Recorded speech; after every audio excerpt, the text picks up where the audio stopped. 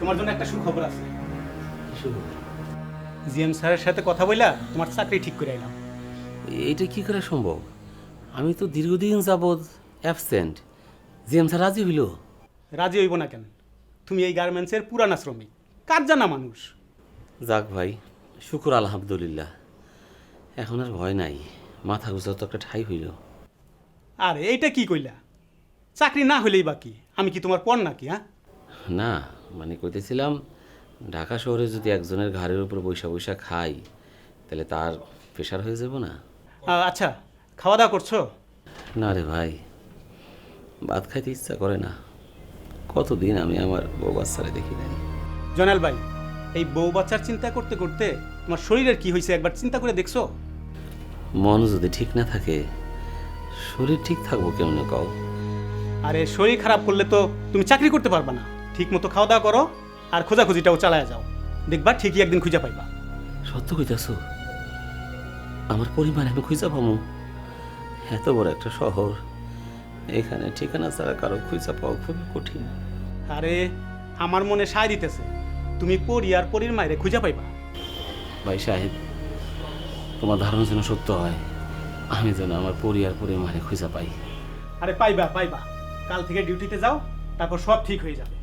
তুমি বসো, আমি একটু ফ্রেশ হয়ে আসি, ঠিক আছে?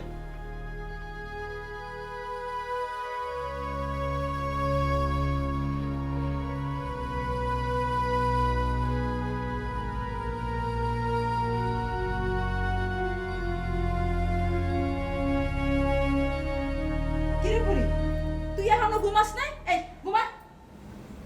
সারাদিন যন্ত্রণা ওই থেকে যে মামা কই থেকে ঘুমা মায়ের দিয়া গেছে, আমার যত জ্বালা হইছে।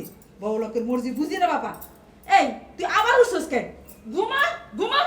সারাদিন এত কাজ করি একটু অবসর পাই না, তারপরে আবার বোমা মায়ের যন্ত্রণা। সারাদিন পরে ভাবি একটু টিভিতে বসে সিরিয়াল দেখবো না, কপাল নেই আমার খারাপ, সিরিয়াল দেখতে শুনবে না, এইটার যন্ত্রণা। এই এই তুই আবার তাই নিছস? হ্যাঁ, চোখ বন্ধ কর, বন্ধ কর কাছি। ঘুমা। আমার তোর মা পাইছো, তোর মা হাতে গান শুন না ঢং করে তোর ঘুম পাড়াবো, এত ঢং আমি পাই না। ঘুমা করতেছি, ঘুমা। ঘুমা যন্ত্রণায় পাচ্ছি না আমি, সহ্য হয়ে গেছে।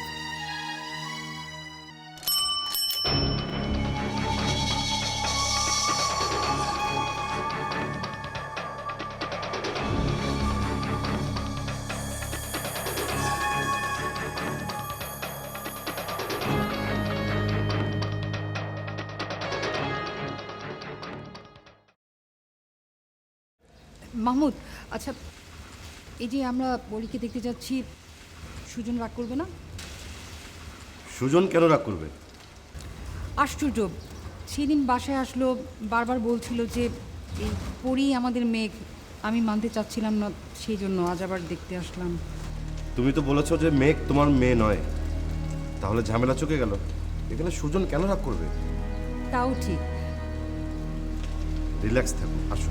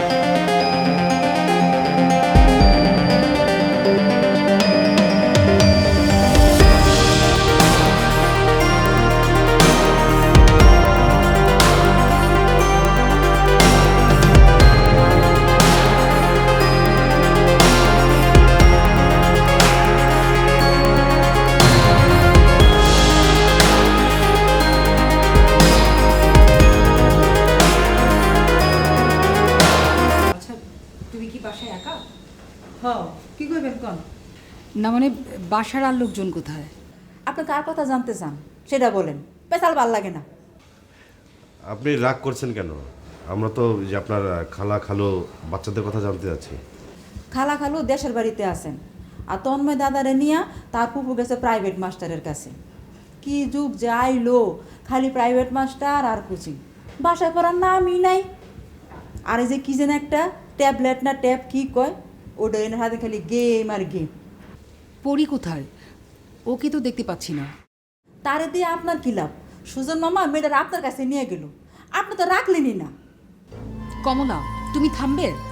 পরি কার না কার মেয়ে, আমি রাখতে যাব কেন? ও তো আমার মেয়ে না।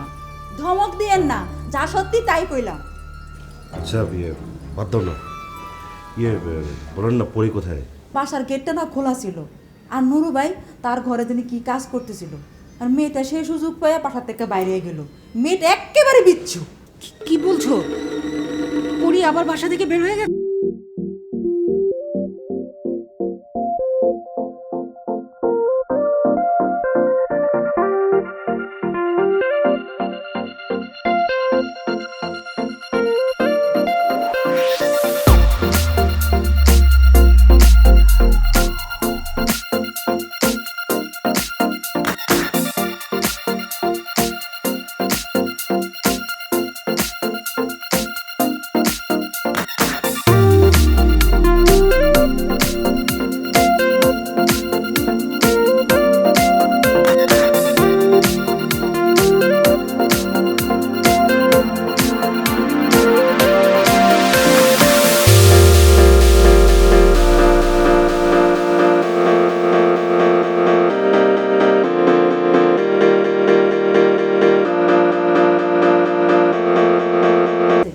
ও তো আপনার মেয়ে না, অন্য একটা কষ্টর কথা না।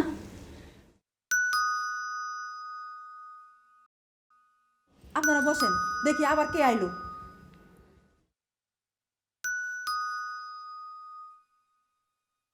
পরি, পরি, তুই আর কত জ্বালাবি কত দিহি?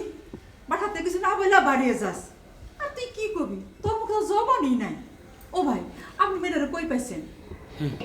রাস্তার মধ্যে পাইছি, দেখি এই ফুটফুটে মাইয়াটা খাড়ায় রয়েছে, তাকে দেখি আমার পরি। আপনি পরিরে চিনেন? হ্যাঁ, সে আমার মেয়ে।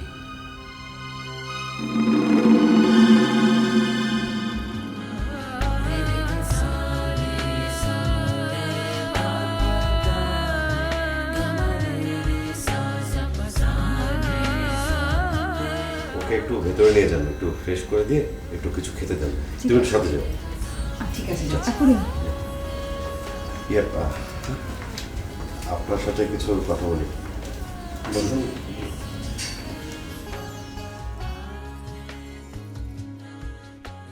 বলেন, কার কথা জানতে চান? পরি না তার মায়ের? দুজনের কথাই শুনতে চাই। আজ থেকে 3 বছর আগে আপনার এই স্ত্রী আর পরি দুইজনরে আমি একদিন সন্ধ্যায় রাস্তায় রক্তাক্ত অবস্থায় পাই। আমি তাদেরকে নিয়ে চিকিৎসা করাই, সুস্থ করে তুলি। এই পরি সুস্থ হয়, কিন্তু বাকশক্তি হারায় ফেলায়। আর আপনার স্ত্রী, সে তো স্মৃতিশক্তি হারায় ফেলে। আমি তো আর আপনার ঠিকানা জানি না, তাই শেষ পর্যন্ত তাদের নিয়ে আমি গ্রামে চলে যাই। কি আর করা, আপনার স্ত্রীর আমি বিয়ে করি এবং সংসার শুরু করি। আর পরি রে নিজের মেয়ে হিসাবে ভালোবাসতে থাকি। আচ্ছা, আপনার কাছে এমন কোনো স্মৃতি আছে যেটা দেখলে রনক পরীকে মেঘ হিসেবে মেনে নিতে পারবে? আছে। আপনি চাইলে আমি কাল পরিবেশ সহ সেই স্মৃতি নিয়ে আসতে পারি। আসেন, অবশ্যই আসবেন। আমি আমার কার্ড দিয়ে দিচ্ছি, এখানে অ্যাড্রেসটা আছে, নাম্বারটাও আছে। আপনি অবশ্যই আসবেন।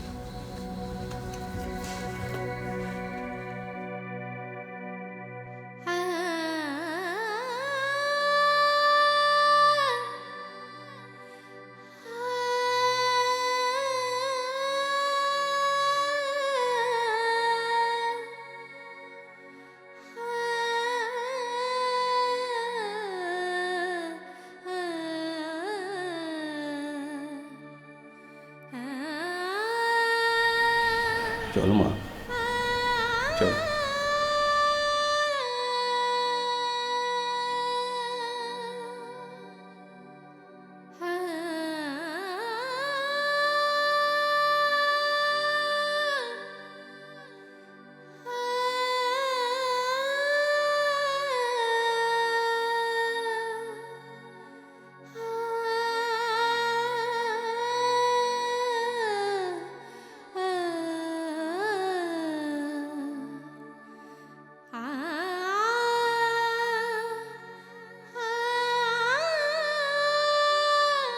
মা, মা আমার পরিমা, একটু খাবা। খাবি না? তোর মার কাছে যাবি? তোর মার ঠিকানা তো পাইছি, তোর নিয়ে যাবো। এখন খা, নাহলে তো অসুস্থ হয়ে যাবি। খা, খা মা। শাহেদ আসো, বসো। এই যে ভাই, আমার পরিমারে খুঁজে পাইছি আমি। কিভাবে, কোথা থেকে পেলা? আমি দেখি খামারেছে বসে বসে আমাদের পরি কাঁদতেছে। পরীর মা কই? পরে পাইছি, কিন্তু সাহেব আমার তো সব শেষ হয়ে গেছে। সব শেষ মানে? পরির মা তো তার আগের স্বামী পাইছে, আমারে আর পরির এখন চিনতে পারে না, তাই মনে তো ফিরাইছি। সবই আমার কপাল।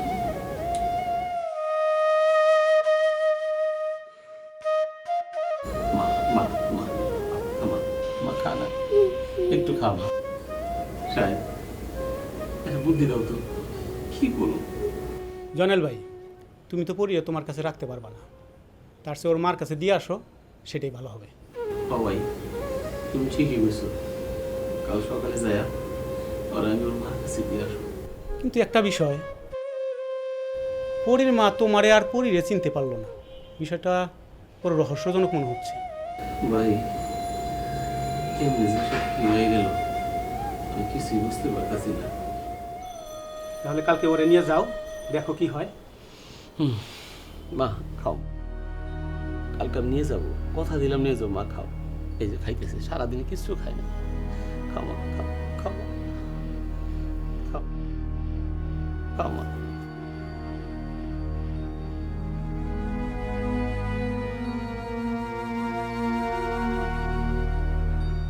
পরীকে নিয়ে আসতে রাস্তায় কোনো সমস্যা হয়নি তো? একদম না, ও আমার কাছে থাকলে ভালোই থাকে। জানেন, আজ যদি আমার মেঘ থাকতো, ঠিক পরীর সমানই বড় হতো।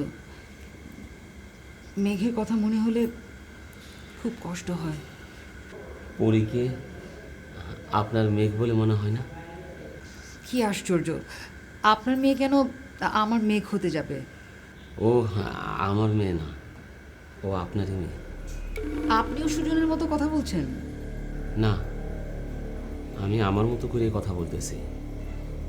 ও যে আপনারই মেঘ, তার প্রমাণ আমার কাছে আছে। কি প্রমাণ আছে?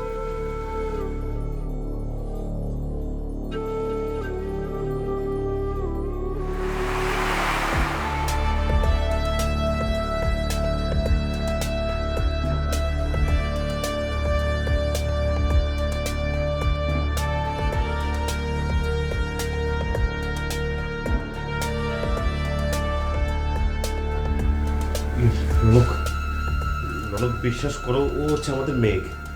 হ্যাঁ, আর এই জামাটা আমরা দুজনে একসাথে মিলে কিনেছিলাম, তোমার মনে নেই? দেখো, শুধু একটা জামা কি করে প্রমাণ করে? হ্যাঁ, এটা মেঘের জামা, কিন্তু আমাদের মেঘ তো কথা বলতে পারতো, কিন্তু পরে তো কথা বলতে পারে না। তাহলে এই ছবিটাকে কিভাবে অস্বীকার করবেন আপনি? হ্যাঁ, কিন্তু আমাদের মেঘ, পরি আমাদের মেঘ। মেঘ, আমার মেঘ, মা, আমি তোকে কেন চিনতে পারলাম না? আমাদের মেঘ।